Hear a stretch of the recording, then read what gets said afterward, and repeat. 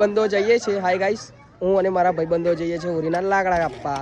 તો તમે બી આવો. ચલો ગાઈસ, જો ઓરીના લાકડો ગાઈસ, અમે લાકડો કાપવા જઈએ છીએ ઓરીના. પેલો છે ધર્મેશ, બીજો છે ભગો છે, આ ધર્મેશ છે, આ ચિરાગ છે, અને હું નીતિન ઓન ફાયર, અને આ છે વિશાલ ઓન ફાયર, અને સુમિત ઓન ફાયર, ને પાછળ આવે છે એને તો ઓળખતા જશે તમે. કોણ છે? હિતેશ નંબર 1.